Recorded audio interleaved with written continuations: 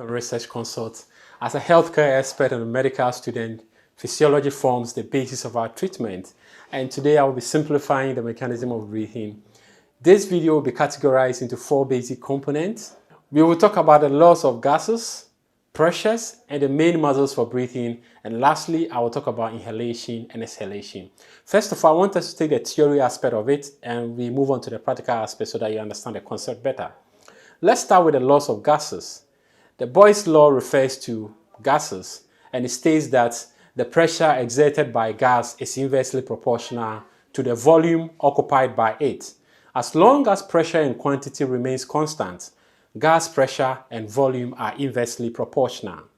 Boyle's law was proposed by the scientist Robert Boyle in 1662. Now let's state the rules right. Gases move from a higher pressure into a lower pressure, just like the law of diffusion. I will encourage you to pay attention to the concept of pressure since it forms the basis of breathing. In this context of this video, I will talk about atmospheric pressure, intrapulmonary pressure, and intrapleural pressure. Whenever you hear pressure, remember volume will be present. Therefore, the lungs also have volume. I will use a balloon to explain this principle better as we move on. Let's move on to the main muscles for breathing. There are 2 basic muscles that we use for breathing. Those muscles are the intercostal muscles and the diaphragmatic muscles, or the diaphragm. Now, we are done with some of the aims for today. Let's move on and talk about inhalation and exhalation. And on this concept, I'm going to use a balloon to illustrate it much more better.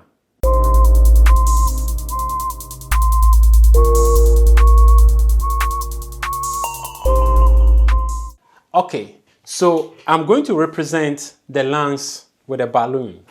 So this is the human lungs, and the human lungs has what I refer to initially as the volume. Okay, and within the human lungs too, we have what we call the intrapulmonary pressure, as I mentioned earlier on. Then we have the intrapleural pressure. That is the cavity around, that is the pleural cavity. There is also an amount of pressure in there, so that is what we call intrapleural pressure. Now, within the atmosphere, outside the human body, there is something we call the atmospheric pressure. Now, I want us to pay very good attention here. Atmospheric pressure is measured 760 millimeters per mercury. And within the lungs, which is the intrapulmonary pressure, it's also measured 760 millimeters per mercury. That means that the atmospheric pressure is equal to the intrapulmonary pressure.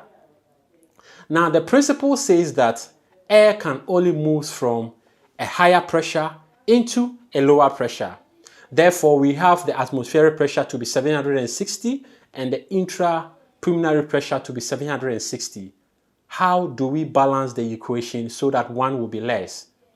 And that is when the diaphragm and the intercostal muscles comes to play. So let's assume my hand is the diaphragm. Now when the diaphragm contracts, it comes down. Now when it comes down, the lungs expands. Now if the lungs expands, the volume within the lungs increases. I mean the volume of air within the lungs increases. So as the volume within the lungs increases, the pressure within the lungs will decrease. And that will decrease by 1. So within the lungs, the intrapulmonary pressure will tend to be 759 millimeters per mercury. And that is how air is able to move in. And that is what we call inhalation. Now, how do we exhale? The same principle over here. The lungs tends to relax. So as the lungs relaxes, it puts pressure on the lungs. Therefore, the volume in the lungs decreases. Now, as the volume in the lungs decreases, the pressure within the lungs will increase +1. That will be 761 millimeters per mercury. And the pressure within the atmosphere will still stay at 760 millimeters per mercury. Therefore, the air within the lungs will come out. And that is what we call exhalation. Now, if you combine these 2 basic principles, that is the mechanism of breathing.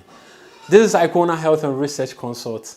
I believe that this simple basis has helped you to understand the mechanism of breathing. And as a physical therapist, if you understand these basic concepts, you will know when and what to do for your patient. Thank you very much for being with us. Please don't forget to subscribe and recommend this video by liking and commenting.